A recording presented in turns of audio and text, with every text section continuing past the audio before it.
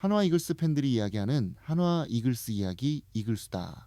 여러분 안녕하세요. 클리어입니다. 2026 시즌을 앞두고 한화 이글스가 꽤 흥미로운 선택을 했습니다. KBO 아시아 쿼터 1호 대만 출신 자완 투수 왕앤청.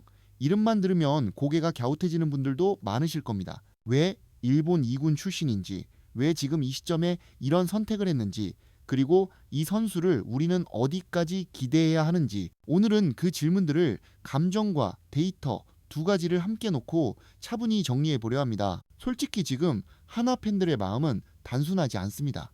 류현진이라는 확실한 축이 있지만 그 뒤를 받쳐줄 좌완 선발이 보이지 않는다는 불안, 또 한 번의 실험으로 시즌이 흘러가 버리는 것 아니냐는 걱정이 공존합니다. 하나는 늘 한 방의 에이스에는 집착했지만 그 에이스 뒤에서 계산 가능한 이닝을 책임질 투수에는 늘 부족함이 있었습니다. 그래서 이번 왕앤청 영입을 두고 팬들의 반응이 극명하게 갈립니다. 어떤 분들은 이걸 도박이라고 하고, 또 어떤 분들은 드디어 현실적인 선택을 했다고 말합니다. 이 영상은 그 둘 중 하나를 정답으로 찍으려는 이야기는 아닙니다.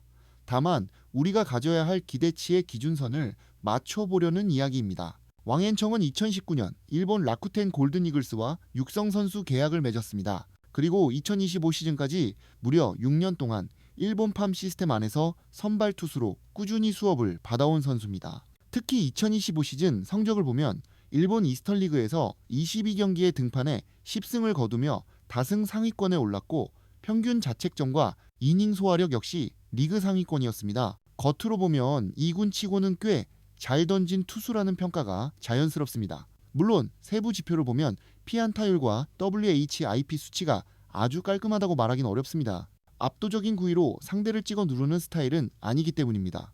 하지만 이 선수를 볼 때 가장 중요한 지점은 따로 있습니다. 왕앤청은 화려한 경기보다 빠지지 않고 로테이션을 지킨 경기가 훨씬 많았다는 점입니다. 일본 팜 시스템에서 선발 로테이션을 꾸준히 돌며 두 자릿수 승수를 올렸다는 건 단순한 구위보다 경기를 운영하는 능력이 검증됐다는 의미에 가깝습니다. 그렇다면 이런 선수가 왜 끝내 일본 1군의 문을 넘지 못했을까요?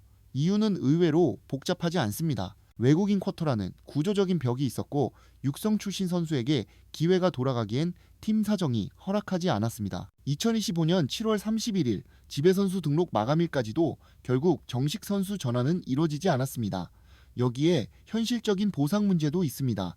일본에서 왕앤청이 받던 연봉은 육성 선수 최저 수준이었지만 한화는 10만 달러라는 금액을 제시하며 이 선수를 선발 자원으로 대우했습니다. 단순히 데려온 것이 아니라 좌완 선발이 절실한 팀 상황 속에서 분명한 역할을 상정하고 영입한 선수라는 점이 중요합니다. 그래서 이제 가장 중요한 질문으로 넘어가야 합니다. 왕앤청은 2026 시즌에 얼마나 해줄 수 있을까?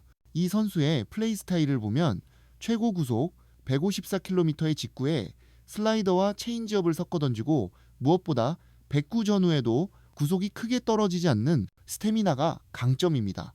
압도적인 한방이 있는 투수라기보다는 꾸준히 이닝을 먹어주는 선발 유형에 가깝습니다. 그래서 이 선수를 에이스로 상정하는 순간 기대치는 어긋나기 시작합니다. 왕앤청의 위치는 류현진과 문동주 뒤에서 4호 선발로 로테이션을 지키는 자리입니다. 현실적으로는 한 시즌 25경기 안팎에 등판해 8승 전후 평균 자책점은 4점대 초중반 정도가 가장 합리적인 그림입니다. 화려하진 않지만 시즌을 무너지지 않게 만드는 투수, 하나가 그동안 가장 갈증을 느껴왔던 유형입니다.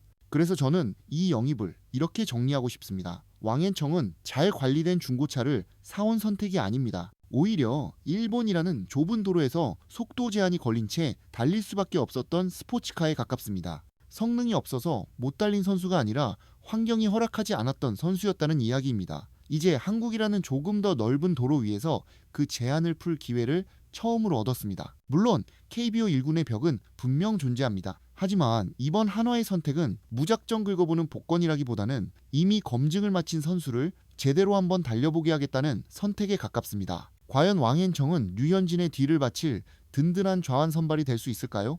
아니면 일본 2군과 KBO 1군의 차이를 정면으로 체감하게 될까요? 여러분은 어떻게 보시는지 궁금합니다. 여러분들이 생각하는 예상 승수와 평균 자책점을 댓글로 남겨주세요. 오늘 제가 준비한 내용은 여기까지입니다. 영상이 도움되셨다면 구독과 좋아요, 알림 설정까지 부탁드리오며 지금까지 클리어였습니다. 감사합니다.